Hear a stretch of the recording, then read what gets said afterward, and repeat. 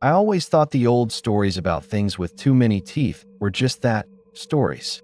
But then I saw it standing in the cornfield, and it smiled at me. And I knew, with a cold certainty, that it had been waiting. Nightbound Bloodline presents 5 scary monster stories for bedtime. What lurks in the forgotten corners of the world? What ancient things still walk in the shadows, just beyond the firelight? The accounts you are about to hear were sent to us by ordinary people who stepped into the dark and found something staring back.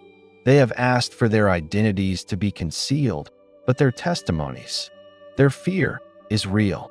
We begin tonight in a place that should feel like home, a farm, where the rows of corn can hide more than just crows. Story 1. The Smiling Thing in the Cornfield. My name is David. I was 34 when this happened. I'm a systems analyst. I work with data, with logic, ones and zeros. I don't believe in ghost stories, and I've never been one for tall tales.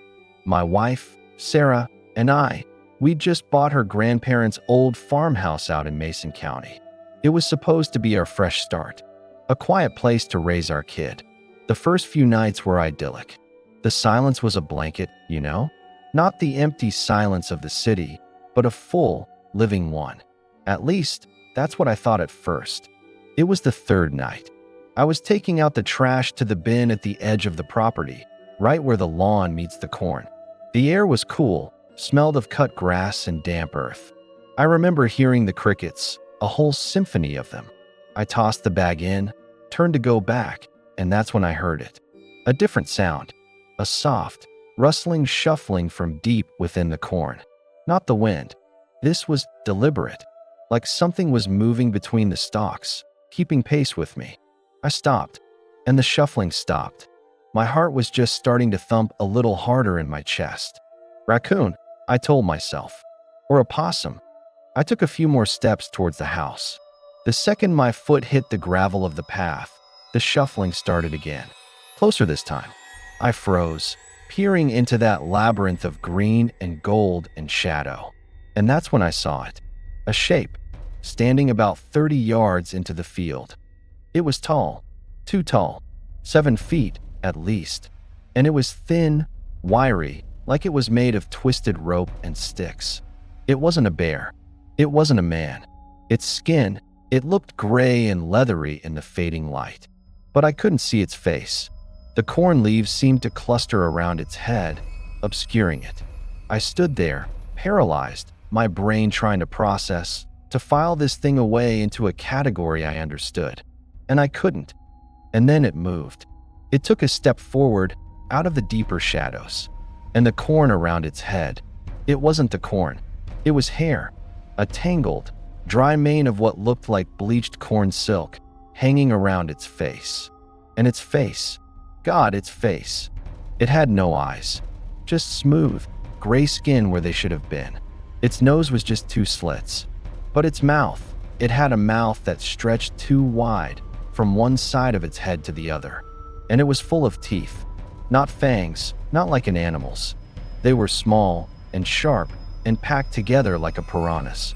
And it was pulling its lips back, stretching that horrifying gash of a mouth into a smile. A wide, knowing, predatory smile. It knew I saw it.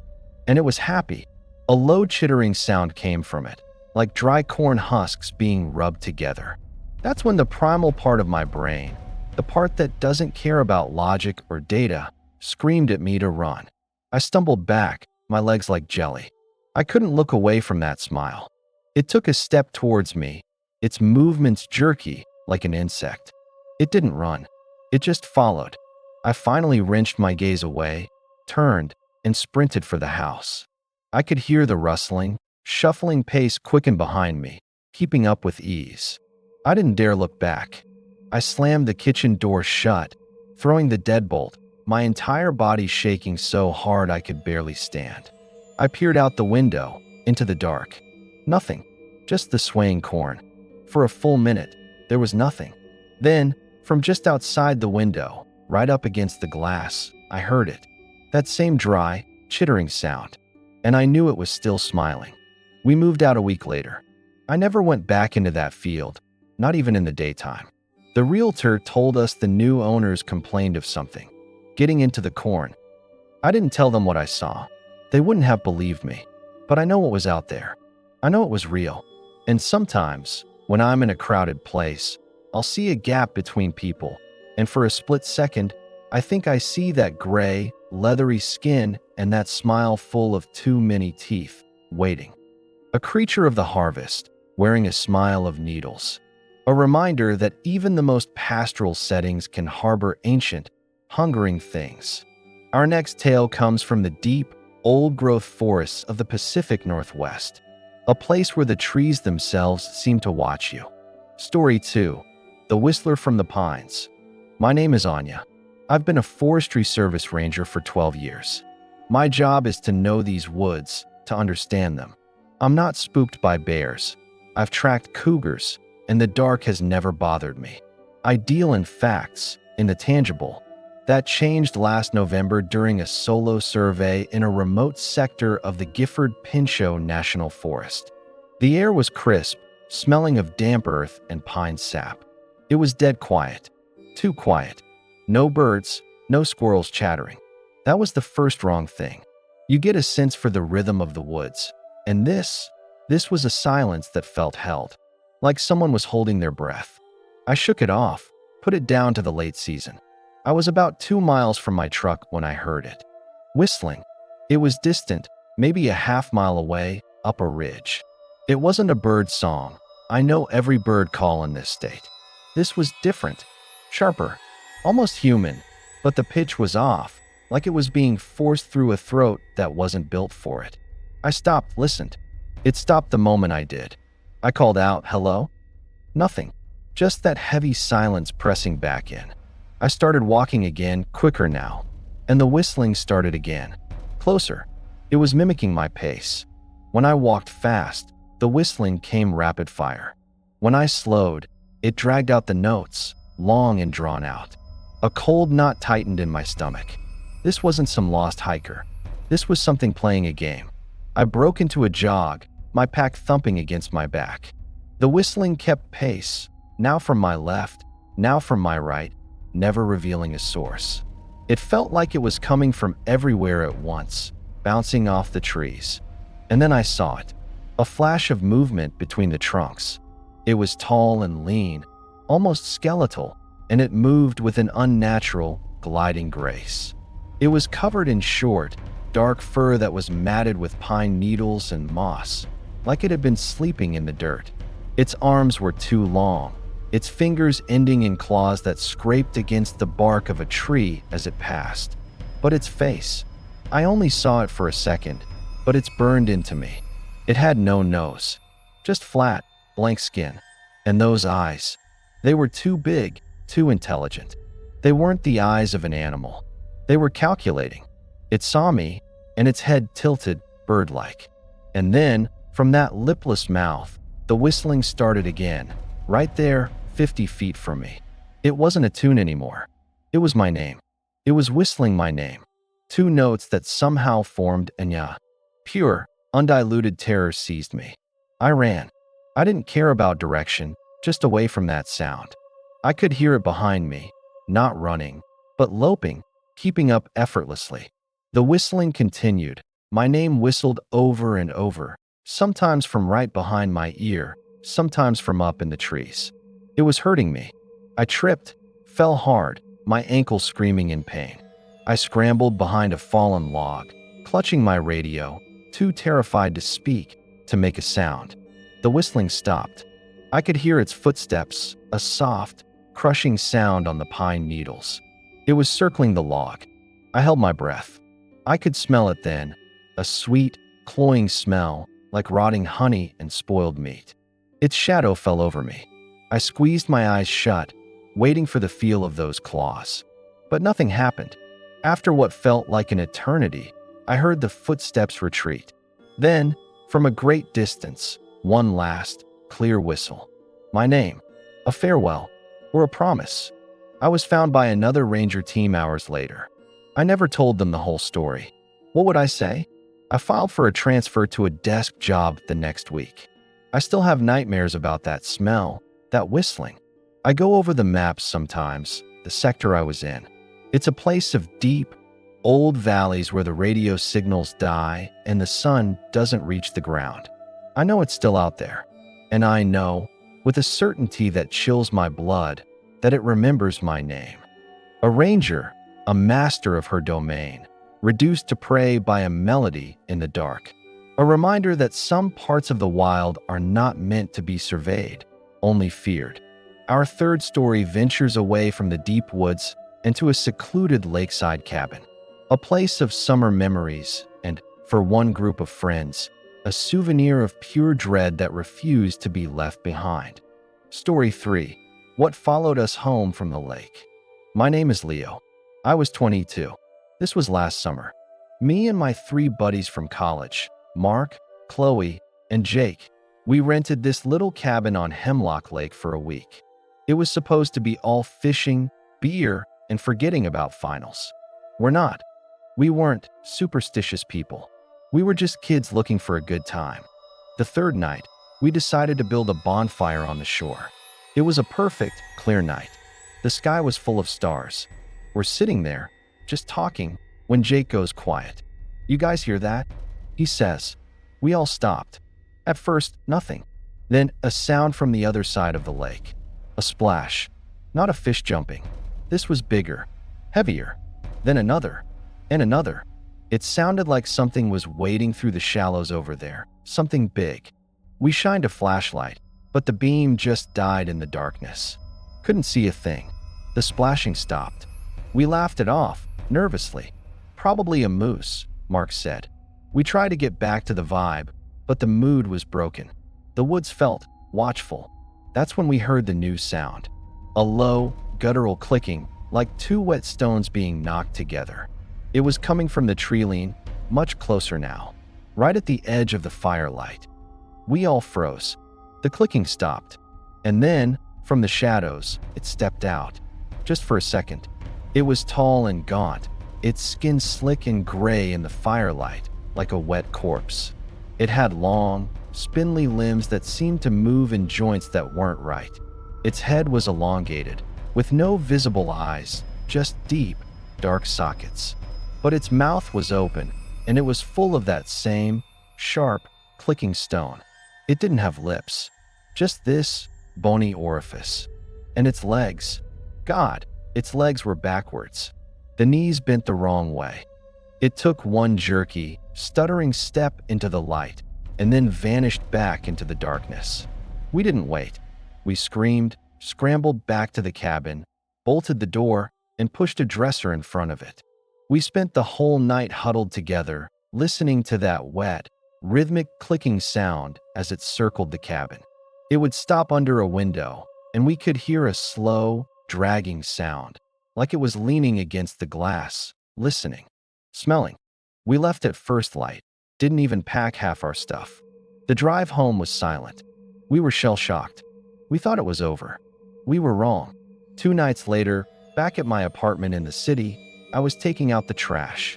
The alley behind my building was dark, and I heard it. That same, wet, stone-on-stone clicking. From the other end of the alley. My blood ran cold. It had followed us. It had followed us home. I ran inside, called the others. Mark heard it outside his dorm window. Chloe saw its gaunt, gray shape standing under a street lamp 2 blocks from her house, its head tilted. It wasn't tied to the lake. It was tied to us. We were marked. For weeks, we'd catch glimpses of it, always at a distance, always that clicking sound preceding it. It never attacked. It never tried to get in. It just followed, reminded us it was there. It's been 8 months. The sightings have become less frequent, but none of us have truly relaxed. We jump at strange sounds. We avoid dark windows. We don't talk about it much anymore. What's there to say? We know what we saw. We know it found us. And we live with the quiet, gnawing fear that one night, the clicking won't be outside. It'll be in the hall, or right beside the bed. A holiday ruined. A bond of friendship forever stained by a shared, unshakable dread. Some entities are not bound to a place, but to a moment of attention. A single, terrified glance can make you theirs forever. As the night deepens, so do our tales. Our next account comes from a place of elemental fury, where the rage of nature masked the approach of something far, far older.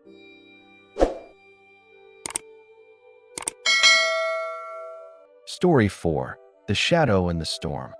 My name is Ben. I'm a long-haul trucker. I've driven through every kind of weather you can imagine. Blizzards in the Rockies, tornado warnings in Kansas.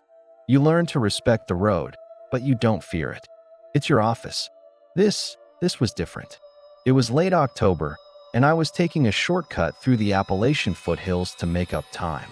Worst mistake of my life. The storm hit fast and mean. It wasn't just rain, it was a biblical deluge. My CB had been nothing but static for an hour. No cell service. I was completely cut off. I was crawling along, maybe 10 miles an hour, just trying to find a place to pull over and wait it out. That's when I saw the first one, a flash of lightning. And in that split second of pure white light, I saw a figure standing between the trees. It was huge, broad-shouldered, and pitch black. So black it seemed to drink the light around it. It was just standing there, staring at the road, at me. My blood went cold. I pressed the accelerator, the tires hydroplaning for a terrifying second. I told myself it was a trick of the light, a shadow, but I knew it wasn't. A minute later, another lightning strike. It was there again, and it was closer. It had moved. It was keeping pace with the truck. I could feel its gaze, a physical pressure. It was studying me. A deer, a bear, they run from headlights. This thing was hunting in them. Then the engine sputtered. A desperate, choking sound. The fuel gauge was fine, but the truck lost all power, coasting to a dead stop in the middle of that black, drowned road. The wipers died. The headlights flickered and went out, plunging me into near-total darkness. The only light was the storm, and in the next flash of lightning, it was there, standing in the middle of the road, 50 yards ahead. It was taller than my rig. Its shape was vaguely man-like, but the proportions were all wrong. The arms too long, the head too small and sunk between massive shoulders. It had no face, just a void. I was trapped, a cage of metal and glass. I couldn't run. I couldn't hide.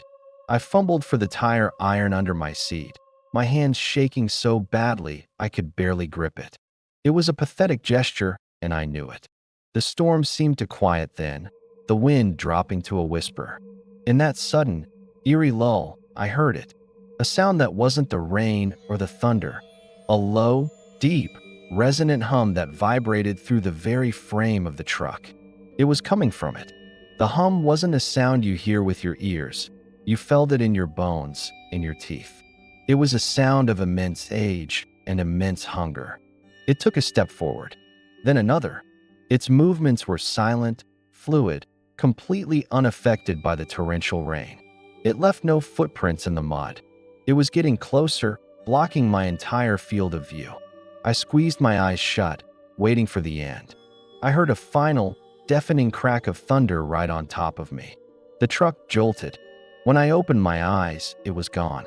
The rain was just rain. The wind was just wind. My dashboard lights flickered back on. The engine turned over on the first try. I drove the rest of the night in a blind panic. Didn't stop until the sun was high. I never saw it again. I reported a mechanical failure. Never mentioned the shadow. They'd think I was crazy. But I know what I saw. I still drive, it's my job. But I never take shortcuts anymore. And when a storm rolls in, I find a crowded truck stop and I wait it out, with all the lights on, surrounded by people. Because I know what walks in the empty places during the storm. And I know that hum. I hear it in my dreams. A storm within a storm.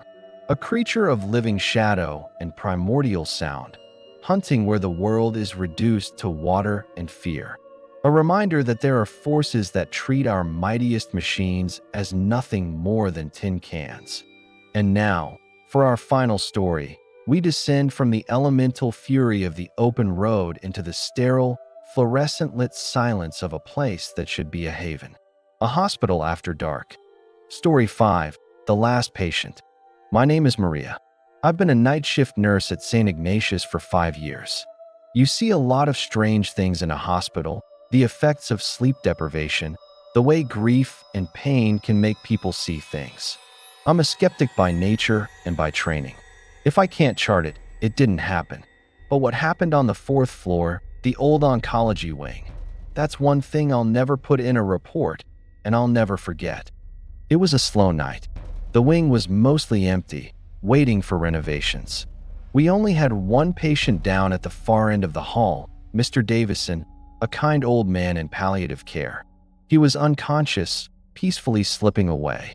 My job was to make him comfortable. Around 3 a.m., I was at the nurse's station when I heard it. A soft, rhythmic sound. Shuff, shuff, drag. Shuff, shuff, drag. Like someone in loose slippers, with a bad limp, walking slowly down the linoleum. I looked up. The hall was empty. I stood up, thinking maybe it was a patient from another floor, disoriented. The sound was coming from the direction of Mr. Davison's room. I started walking, my own shoes squeaking on the floor. The shuffling stopped the moment mine did. My heart was starting to beat a little faster. I called out, "Hello? Is someone there?" Nothing. Just the hum of the medical fridge. I rounded the corner to Mr. Davison's room. The door was ajar. The room dark inside except for the glow of the heart monitor. And standing by his bed was a figure. It was tall, so tall its head nearly brushed the ceiling. Its skin was a sickly, waxy yellow, stretched taut over a skeletal frame. Its fingers were long, bone-thin, and they were resting on Mr. Davison's chest, not touching him, but just hovering. And it was humming. A low, tuneless, vibrating hum that seemed to sync with the beeping of the heart monitor. The air in the room was freezing cold, and it smelled sweet, cloying, like formaldehyde and decayed flowers. It turned its head towards me. It had no eyes, just deep, dark hollows in its skull. But I felt its attention lock onto me. It wasn't a malevolent stare. It was professional, clinical, as if I were an interruption in its procedure. It slowly straightened up, and I saw its purpose. It wasn't a ghost. It wasn't a demon. It was a collector, a harvester. It was there for a soul, and its work was almost done. The heart monitor began to flatline. The long, piercing tone filled the room. I should have called a code. I should have rushed in. But I was rooted to the spot, paralyzed by that empty gaze. The creature, the collector, turned back to the bed. It made a gesture with one of those long fingers, a gentle, almost tender plucking motion in the air above Mr. Davison's body. And I saw it, a faint, shimmering wisp of light, like a thread of smoke, detach from his chest and be drawn into the creature's finger. The humming stopped. The flatline continued. It turned, glided past me without a sound, its tattered gown brushing my arm. It was like being touched by dry ice. It moved down the hall, the shuff-shuff, drag sound starting again, fading away into the darkness. I finally stumbled into the room, my body shaking uncontrollably. Mr. Davison was gone. There was no struggle, no pain on his face, just emptiness. I reported his passing. I never mentioned the visitor. I still work the night shift. I have to, but I'm never truly alone now. Sometimes, in the deepest, quietest hours, I'll hear it.